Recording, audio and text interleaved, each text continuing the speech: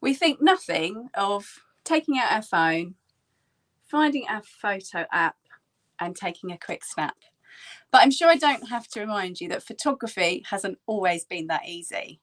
But let me take you back even further to 1816, when a scientist called Henri Auguste Vogel discovered that vegetable juices were light sensitive and he could use them to make photos. Let's go on further even to 1842, and the astronomer and scientist Sir John Herschel did a lot more research on this, and he actually released a paper and showed that you could make photographs or prints from vegetable flower and leaf juices. A couple of years later, and more research was done by a fellow scientist of his called Mary Somerville. Now, she was unable to publish a paper because she was a woman at that time. However, Sir John Herschel published it on her behalf, giving her full credit. And today we know of this photographic printing process as anthotypes. And that's what I'm going to show you here how to do on the Virtual Village Hall this morning. It's a really great one to do with the children. So if you're looking for activities, if you're banking up activities, writing a list for the summer holidays of things that you're going to be able to do, then please do put this one on the list, because it's a great way of getting the children out into nature, getting them off their screens, foraging, learning about nature and the plants that are around us. Just one thing to note, please do make sure that none of the plants that you use are poisonous. So just before you pick and use them, make sure that you've double checked that they are safe to use, and also always wash your hands afterwards. That's just a couple of pointers to make sure that you do this one really, really safely for yourself, and also for if you're doing this with children. So anthotypes, photographs. Photograph actually means drawing with light. That's the literal Greek term for it. And anthotypes are taken from nature. So these are nature prints. That's what we're looking at. And some of them come out really, really well, like this one. Some of them come out quite well and I'll give you some really interesting results. Some of them don't come out well at all. But that's part of what I love about printmaking. You never know what you're going to get until you've revealed that final print. Just in case you're wondering, that's blackberries, so don't go for blackberries. But I can share with you that this one was made from marigolds and this one was made from chard, like a spinach, the leaf. So there's a couple of ones that that do work really well. But as I say, part of this is just the fun of experimenting, and they don't take too long to first set up. There's quite a bit of drying time involved overnight, but the setup's quite quick, and then there's going to be sort of an exposure time as well. So how is it all done? Well, what I'm going to do, I'll pop you down and I'll show you. So there's a few things that you're going to need. You're going to first need your botanicals. You can also have a rummage in your spice jars, in your spice cupboard, and you can use some strongly coloured spices. So I've got my turmeric and also chili here. You're going to need something to mash all these botanicals down, or if you're using the spices, just a little container to mix them up. So something like a mortar and pestle and mortar, whatever way around it is, or you can also use a food processor. You'll also need some distilled or boiled and then cooled water. You'll need something to strain the liquid through. So this is actually just from an old net curtain, but you could use muslin or even a pair of tights to make this. You'll also need some paper. So make sure it's good thick paper, maybe from a sketchbook, like a cartridge paper. Don't use printer paper, as the water in what we're going to be, the solution that we're going to be making, that will wrinkle up and maybe destroy your paper. So use a good thick paper or a card. You might want to try with different textured papers, so paper for acrylic, maybe watercolors, even handmade papers would look really good with this. And then you're just going to need something to paint the emulsion on. So I'm just using sort of a sponge, but you could use a brush just as well. You will then need a nice cool, dry, dark place to dry these overnight, and then the next day, or when it's sunny, you're going to need something like this, which is just sort of an MDF board, just very thin plywood or chip, I'm not sure what it's called really, but it's a thin board, nice and sturdy. You could also use a really sturdy piece of cardboard, and then you'll need something like a piece of acrylic, maybe some plastic from a photo frame to put on top of that, and then some pegs or bulldog clips to secure it. Now, why, you're wondering? Well, if you bear with me, I'll talk you through the process and I'll show you what you need to do. So we start off with our botanicals. So I've got these pot marigolds, or sometimes called calendulas. So I've got just sort of a good couple of handfuls. They're really going to be different depending on sort of, you know, the amount of flowers, depending on their intensity of the pigments, and also how much juice you can get out of them naturally. But it really is just have a go and see. It's quite a nice thing to do anyway, just quite therapeutic. So I grow these on my allotment for a couple of reasons. Firstly, they look beautiful. Secondly, they encourage the pollinators in. So I know that all my strawberries, my courgettes, my beans are all getting pollinated. And also I like to use them as an edible flower. You can actually eat these.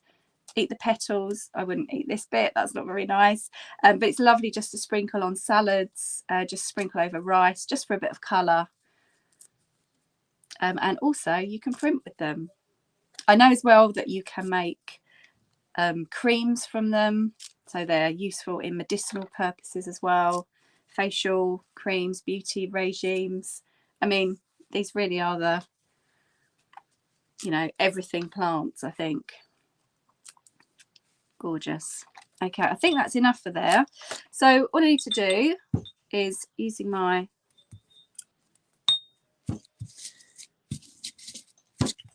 pestle and mortar, just start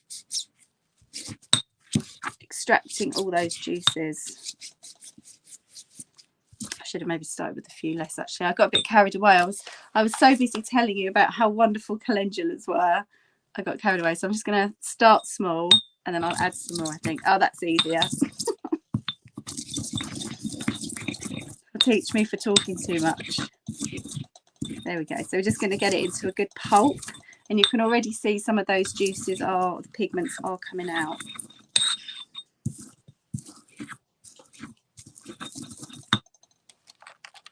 A few more.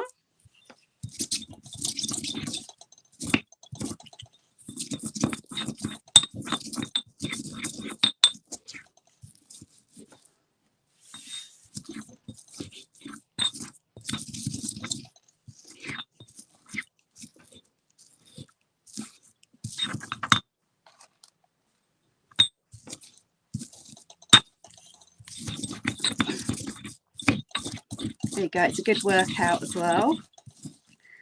You know, and imagine kids just loving doing this.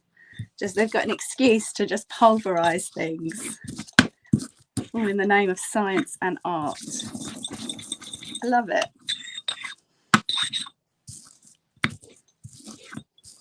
Okay, let's just use what I've got left.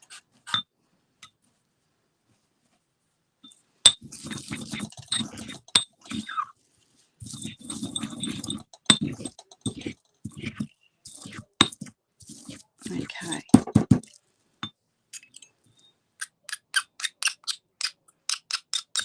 Now I want to add my distilled or boiled water that you've cooled, and you just start with a dash. Actually, I might go back to using that's going to work better. Yeah, there we go. And we're just loosening it up, and that's just going to help to extract a few more. Add a little bit more. You can really see that colour coming together.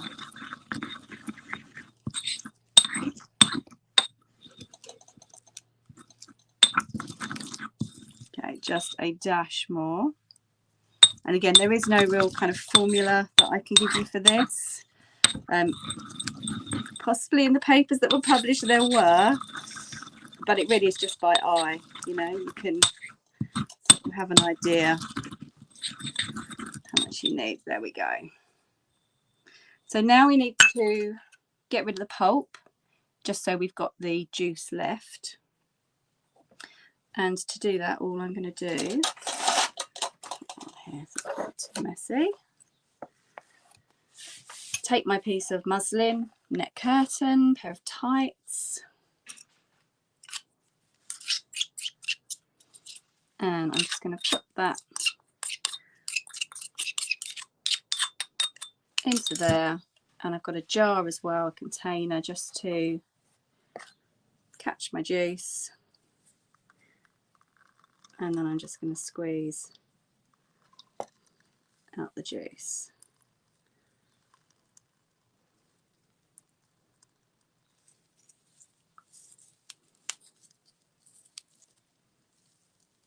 So get as much of that out as you can. Excellent. And then what's left in there can just go on the compost. Just wipe my hands. And then you can paint onto your paper. So if you're just joining us this morning, we've got a little bit of a science lesson. We are making anthotypes, which are an early form of photography that uses the natural pigments in plants and flowers that are light sensitive to make photographs. So I'm going to go in with my sponge. You could use a paintbrush as well, and you can see you don't need an awful lot. So this will go quite, it doesn't look a lot, but it will go quite far. And I'm just going to paint that on.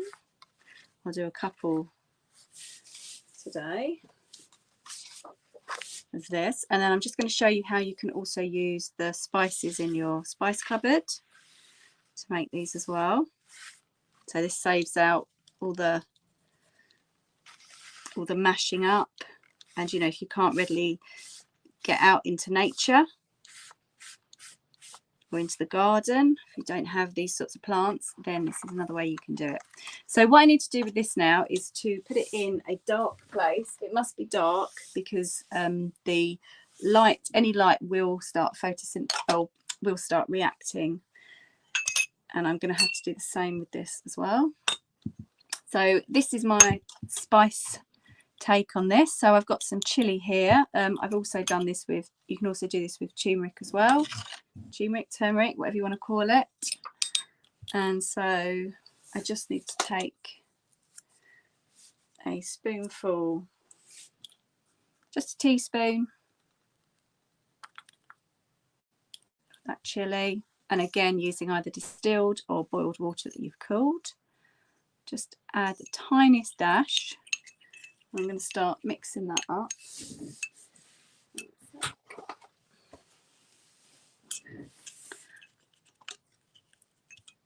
Then it's just going to go to a bit of a paste.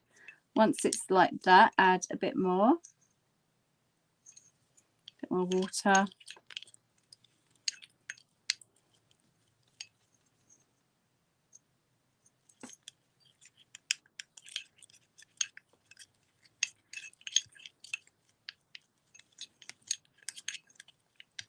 So just remember that these spices will stain clothes, so just be careful that the natural pigments will as well, but not to so much of a degree, but just so be careful, either wear old clothes or cover your clothes if you're doing this. Just going to add just a slight dash. Yeah, look at that.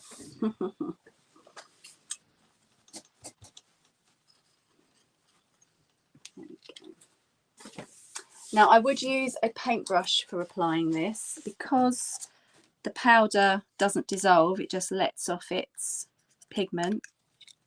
Then you will find that if you use a sponge, the powder will end up inside the sponge, and it's a bit difficult. So just use a paintbrush, large paintbrush, and I'm going to paint that on.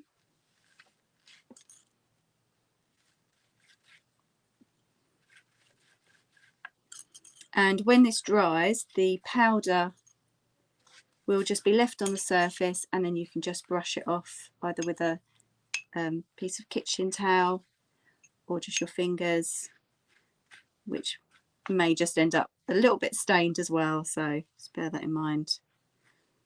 Again, I'll get a couple out of this. I might do a half and half with this, so let's do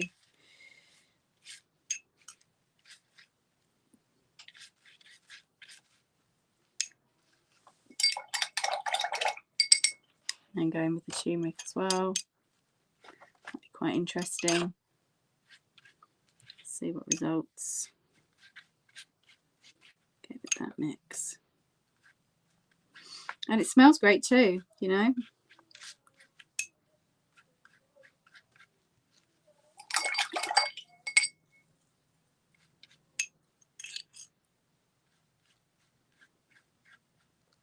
Lovely. So the same as I will do with the marigold emulsion, I will put these into a dark place overnight and allow them to dry, and keep them in a dark, cool place until you're ready to use them. So when it's a sunny day, really sunny day, maybe there's going to be a couple of sunny days, because you do have to leave these out for quite a while. When you've got a couple of sunny days coming up, it's a good time to do it. So here's how to do it.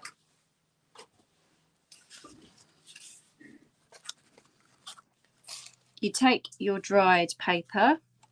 So this one I did earlier, and this is using spinach. I've done these on the back of a photo, postcards, which might be quite nice to send.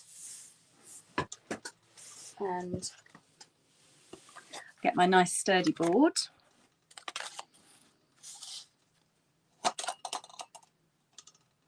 those on top, and then lay your leaves, or you could even use cutouts. You could use, for example, heavy objects like keys, like really lovely Victorian keys. They always look great. And if you're just using plants, then you just need a piece of something like acrylic, some sort of thin plastic to put on the top. If you're using heavy objects, no need for that, because that will weigh the paper down. This is just so that they don't blow away in the wind or move. And then just use either bulldogs or pegs just to secure that. Make sure everything stays in place. One thing to make sure is that you don't put your clips over any of the dried emulsion, because that will show up on your print. It doesn't really apply to me because these are a lot smaller, but if you were using a large one or you're putting more on here, just make sure it's away from the paper that you're using. And then you need to leave this in the sun, or on a, you can leave it on a cloudy day, but it's going to take a very long time. It's difficult to say what exposure times are, because each pigment is so different. So just have a go at maybe doing a few different ones at the same time, and then just checking them. And all you're going to need to do to check them is very carefully move the plastic, and then just slightly look underneath, and you'll see if there's a difference in the colour between the background and what is under the leaf. And what you're looking for, so I can get my examples, what you're looking for is this. So the background will be lighter and underneath the leaves will be darker, because what's happened is the sun has effectively bleached where it wasn't covered up, but left alone your resist, or the things that were stopping the UV from getting through. And I like to think of it almost like when you go to decorate a room, a really brightly coloured, maybe wallpapered room, and you take the pictures down, and what's left is a darker print of the wallpaper underneath those photos. That's almost what's happened. That's almost what is happening here. Well, that is what's happening here. The sun is taking the colour out of the vegetable juices and the flowers that we've used today. Now, another little thing just to say about this, these aren't permanent, these prints. So over time they will fade. Definitely if you leave them out, they will fade. If you put them in a photo frame in a room, even if it's sort of a darker room, they will fade. But please don't let that stop you from doing it. I've had these for a couple of years now, actually. I think I just leave them in a nice dark place, because I like to think of them as just a little fleeting gift from nature. Maybe I can, you know, look back on them You can add them to a scrapbook that's not going to be left open. Add them to your journals. Perhaps make them into a bookmark where you know that that's going to be kept safe in that dark place. So please don't let that stop you from making them, that they will fade over time, because it's such a lovely thing to do, and one that's really great for the children as well. So thank you so much for joining me here on the Virtual Village Hall this morning. I hope you've enjoyed finding out about anthotypes, and that it's inspired you to either have a rummage in your spice cupboards, or go out into nature and have a go at foraging, making up some emulsions, and printing with botanicals this summer. Thanks again, and I will see you soon. Bye.